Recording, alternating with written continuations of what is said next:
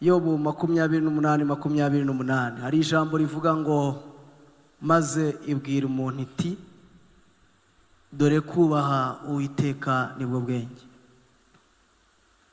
Ubundi Imana yahoze itinyitse ariko iremye umuntu ntiyashima ko babana nk'inyagitinyiro, ahubwo ishima ko yabana n'umuntu ayubaha. Ijambo kubaha ni ijambo ryuzuye urukundo, kuko iyo umuntu mukunda cyane uramwubaha. Hanyuma iyo bavuga kubaha byuzuyemo urukundo rwo kumenya agaciro k'icyo wubaha, kugira ngo urusheho kucyubaha ugihe icyubahiro nk'ikinyagikundiro mu maso hawe. Hanyuma ijambo kubaha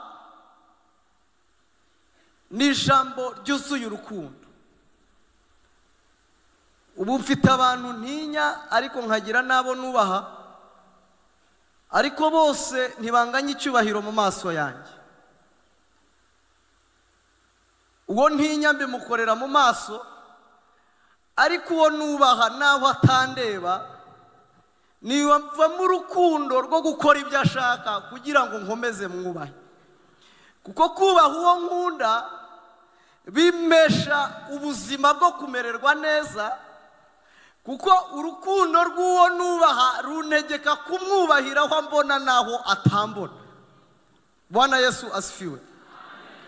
Niyo mpamvu abatinya Imana barahari, kuko Imana muri kamere yayo iratinyitse. Ni kimwe mu bintu bitinyitse ku rwego rwo hejuru. Imana ni nyacyubahiro ku buryo no mu bintu bitavogerwa igira bice cyane harimo icyubahiro cyane. Bishatswe kuvuga ko muri kamere y'ubumana Imana iratinyitse. Haba isi itinya Imana, haba abayizi n'abatayizi burya batinya Imana, ukuzimu gutinya Imana, ibizima bitinya Imana, abamarayika n'abakuru batinya Imana, ibintu byose byaremwe bitinya Imana. Ariko igeze ku muntu imurema n'icyubahiro kijya gusa nk'icyayo, kugira ngo ho ntizabone igitinyiro ahubwo izahabone icyubahiro cyo kuyubaha. Twaba turi kuganira tuvuge ngo amen.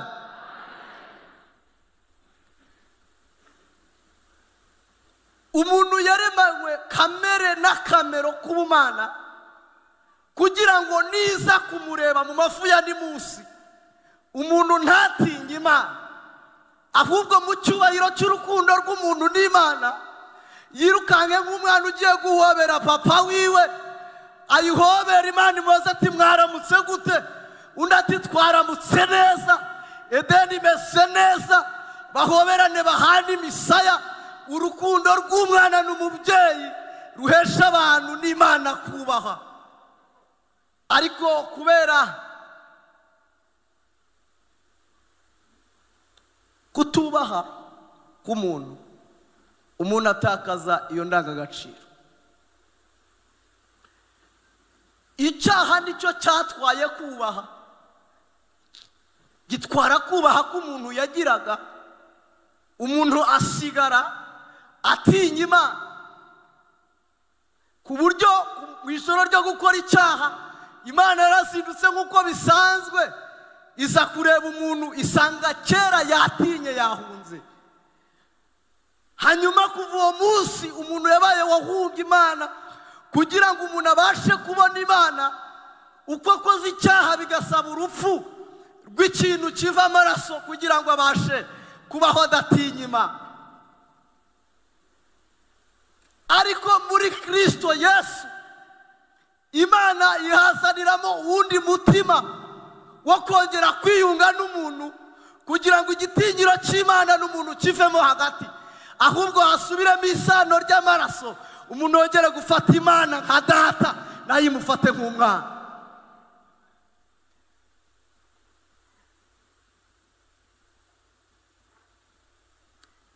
Hari abagabo twateranye mu iteraniro, Imana ibaha umugisha ko mwaje. ari abagabo bafite systeme yo kwishariza kugira ngo batinyike, yaba akigera mu rugo mukaba muzi n'uburyo akomanga, kuko urugi ari urwe, agakomanga nk'uwenda kuruca, ahita amuvuga uti papa araje. Umwe wese na radiyo yavugaga ntiyongere kuvuga, ibintu byose bikahita bijya ku murongo, kuko nyiri igitinyira atashye. Reka rero azasohoke mu rugo. Iyo asohotse,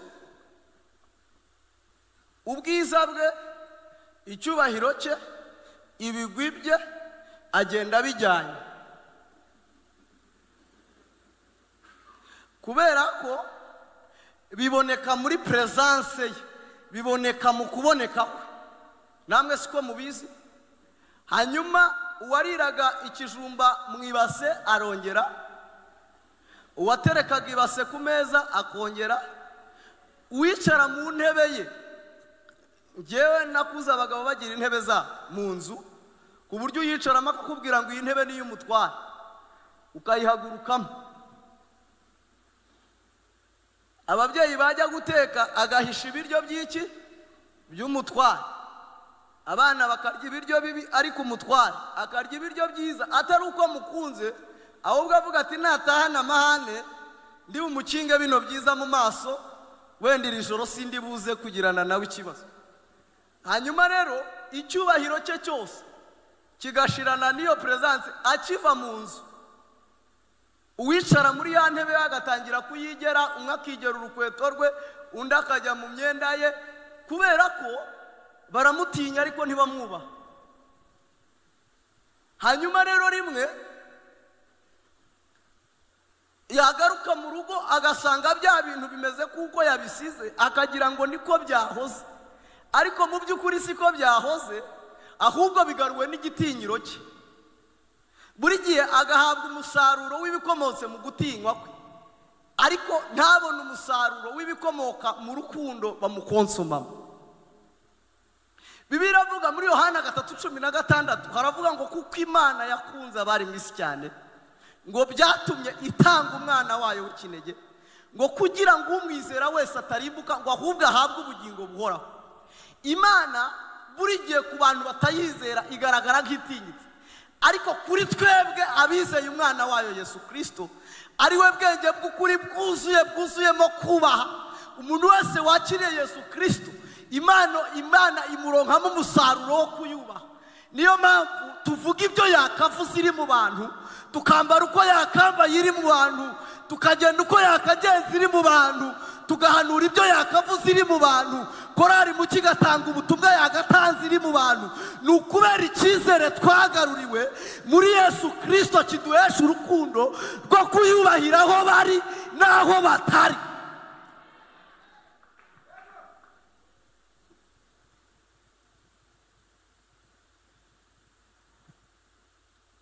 Bimwe mu bintu bikomeye nabonye ni ukubaha Imana. Kuba Uwiteka nibwo bwenge. Kubera iki? Mu kubaha Imana, reka mbabwire, hashize iminsi mikeya nshatse, mfite umwana umwe, muri kumva ko bikiri bishyashya. Hanyuma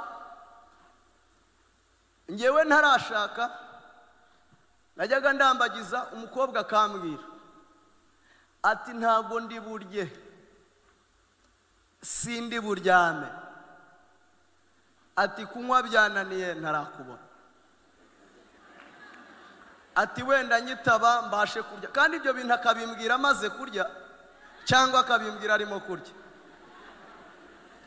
Akambwira ngo ninumva ijwi ryawe simbasha kunywa, akabimbwira amaze nka teremusi y'igikoma.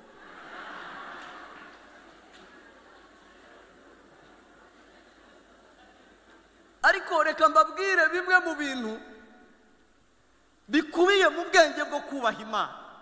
Mu kubaha Imana harimo urukundo rwuzuye. Reka mbabwire, Yesu Kristo aheruka kurya, aheruka kunywa, ubwo yasangiraga n'abantu ifunguro ryera rye rya nyuma amanyagura umutsima. Aheruka kunywa ubwo yasangiraga ifunguro ryera rya nyuma n'abigishwa biwe abahereza ku gikombe, atanga ubuhanuzi bw'urupfu. Ariko yaravuze ngo sinzarya sinzanywa naririsarana n'umugeni nakunze. Yesu ategereje kunywa twatashye, ategereje kurya twatashye, aradukumbuye kubera urukundo rwinshi yumva dutegereje kugira ngo yongere kutubona. Yesu niwe ugira urukundo rwuzuye. Mu kubaha huzuyemo urukundo.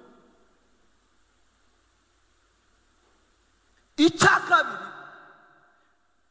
mu kubaha niho honyine huzuyemo imbabazi. Kambabwira ikintu kidasanzwe. Hari umugabo iwacu wihannye icyaha gikomeye ku igaburo, tuzamura amaboko ngo turamubabariye. Twese siko tubigenza.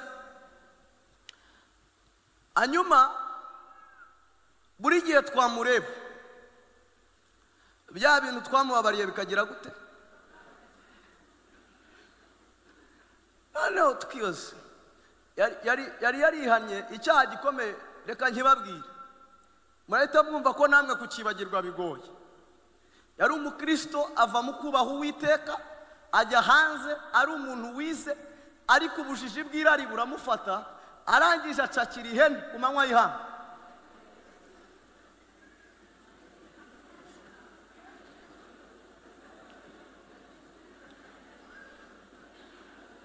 Arangije rero ahura n'inkuru y'ubutumwa bwiza, nk'uko rari umucyo yaduteguriye igiterane. Imbabazi z'Imana zimugarukaho, agaruka mu itorero, tumuhereza imbabazi z'amaboko zimwe dutanga murazizi.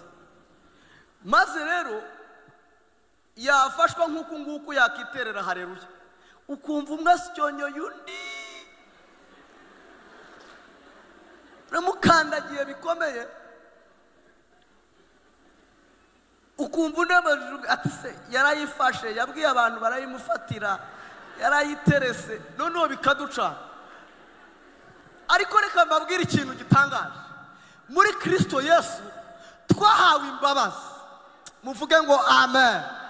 Niyaducuriraho yatuvanye, niyatwibutsa ubusambanyi twakoze, niyatwibutsa ibyo twibye, niyatwibutsa abo twatutse, niyatwibutsa aho yadukuye kandi hari habi cyane, kubera ko niwe ugira imbabazi zuzuye zuzuye zuzuye zuzuye zuzuye.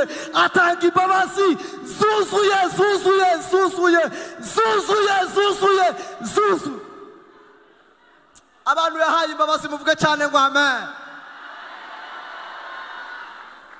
Impamvu turi kuririmba ni ukubera imbabazi ze. Impamvu twambaye gutya ni ukubera imbabazi ze. Impamvu abashumba bicaye hariya bicaye mu mbabazi ze. Abakristo twicaye mu mbabazi ze. Watanga imbabazi zuzuye. Mu kubaha habonekamo ikintu cya gatatu kidasanzwe. Mu kubaha harimo umudendezo, icyo bita freedom. Reka mbabwire, niyo ugiye kwiga uri umuhanga, mwarimu Bosco n'umwarimu, uko atari buze hano yakababwiye, isomo ry'umwarimu utinya ntabwo urimenya, ahubwo igitinyiro kibyara icyangiro kidasanzwe. Kubera ko nagize umwarimu ukubita inkoni nyinshi cyane kubera shimwe, na n'uyu munsi ntayo nzi, kubera ko narinze amanota akeneye nkayashaka nkayabona kugira ngo ndokeke inkoni ze, nkiga nshaka ayo manota akeneye kugira ngo atankubita. Ariko rimwe nakundaga, nahoraga nifuza kuritsinda kugira ngo nezeze umwarimu nkunda. Mu kubaha habamo freedom. Ubu reka mbabwire, iyo umuntu yubaha habonekamo icyo twakwita kubohoka. Reka mbabwire icyo bita kubohoka. Kubohoka ni ikintu cyuje urukundo, gituma umuntu akora ibintu byose abikoreshejwe n'urukundo, atabikoreshejwe n'amategeko. Hanyuma kubohoka ni ikirere. ubu hari abantu hano bakunze ku buryo bafite urukundo rubahata ibintu byose, akumva yatanga amaturo atabyibajijeho nkawe, ni forume akayigura atabyibajijeho nkawe, akakira abashyitsi bose atabitekerejeho nkawe, akajya yambara imyenda igeze hasi yumva bimubohokeye atabyibajijeho nkawe, baba bari kumuhanurira akumva nubwo baba bamubeshya bapfa kuba bashyizemo Imana, akumva arabinezerewe. yaba yicaye mu nzu y'Imana ukabona yahawe kubohoka kubera ko mu kubaha harimo kubohoka.